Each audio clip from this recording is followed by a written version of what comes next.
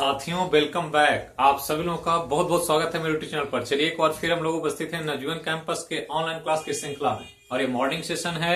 तो morning session में एक और करंट अफेयर लेकर मैं उपस्थित हूँ और आज बात होगी 4 नवंबर से संबंधित महत्वपूर्ण समसामयिक घटनाक्रमों के बारे में। तो 4 नवंबर से संबंधित जो भी महत्वपूर्ण है, एग्जाम के लिए इंपॉर्टेंट है, वो मैं आपके लिए यहाँ पर एकत्रित कर दिया हूँ। इसको देखें और याद रखें। तो चलिए दिन की शुरुआत करते हैं। सभी को सुप्रभात, नमस्कार। आप लोग जहां होंगे स्वस्थ होंगे, सुरक्षित होंगे।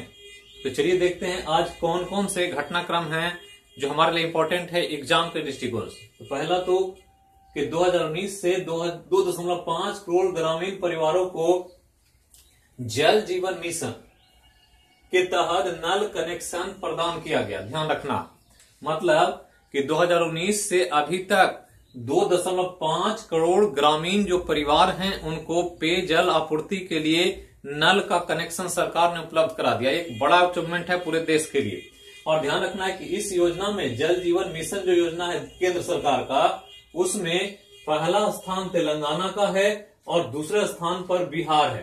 तो बिहार भी अच्छा काम कर रहा है और बिहार में पहले से ही नल जल योजना चल रही है। तो उसी का एक बड़ा स्वरूप है जल जीवन मिशन योजना। और केंद्र सरकार ने जल जीवन मिशन योजना JJM के तहत 2024 तक देश के सभी ग्रामीण परिवारों को नल कनेक्शन प्रदान करने की योजना पर कार्य कर रहा है। और इसी के तहत 2019 से अभी तक 2.5 करोड़ लोगों को जो परिवार हैं ग्रामीण क्षेत्रों में, उनको पेयजल आपूर्ति के लिए नल जल का कनेक्शन दिया गया है। एक बड़ा डाटा है, ध्यान रखना है। आगे चलें, एक न्यूज है बहुत इंपॉर्टेंट। प्रियंका राधा कृष्णन न्यूजीलैंड में पहली भारतीय मूल की मंत्री बनी। एक ऐसी महिला जो भारत में जिनका जन्म हुआ, आगे वो न्यूजीलैंड चली गई और न्यूजीलैंड में अपने राजनीतिक करियर की शुरुआत किया। और ये पहली घटना है कि न्यूजीलैंड में वो मंत्री पद तक पहुंची हैं। नाम है प्रियंका राधा कृष्णन। तो यहीं का जन्म स्थान है भारत के। लेकिन अभी जो वहां लेबर पार्टी की सरकार बनी है न्यूजीलैंड में, हमने कहा था पिछला करंट अफेयर चल रहा उसमें चर्चा हुई थी कि लेबर पार्टी ने काफी जीत दर्ज किया 64 सीटों पर।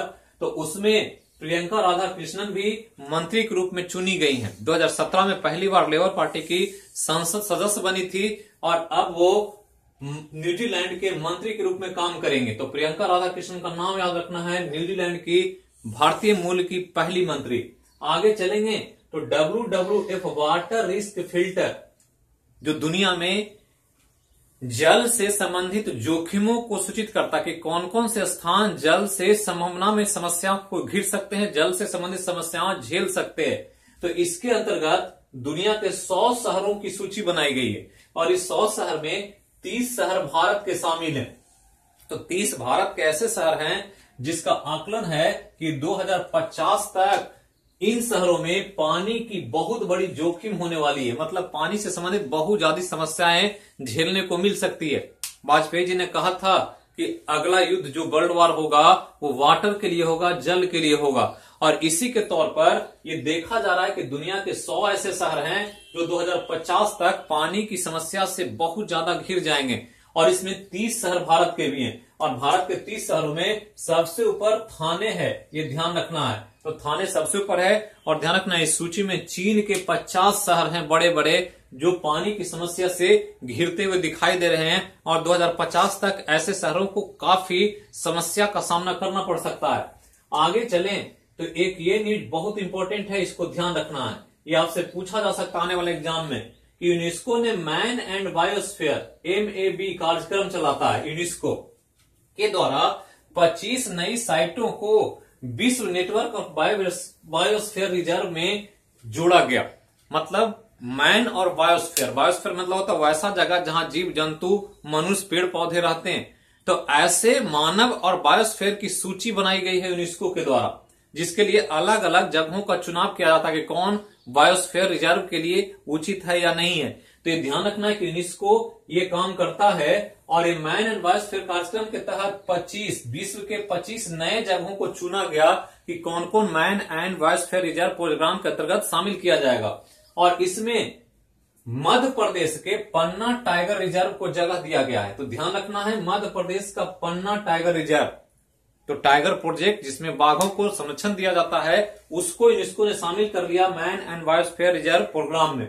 ध्यान रखना है कि अब इसके 25 साइटों के शामिल हो जाने से दुनिया के 125 देशों में कुल 714 बायोस्फीयर रिजर्व हो गए हैं। तो ध्यान रखना है। और ध्यान रखना है कि पन्ना टाइगर रिजर्व को शामिल करने का उद्देश्य क्या था कि एक दशक में बाघों की संख्या जो शून्य हो गई थी पन्ना टाइगर रिजर्व में, वो 50 तक पहुंच गई है।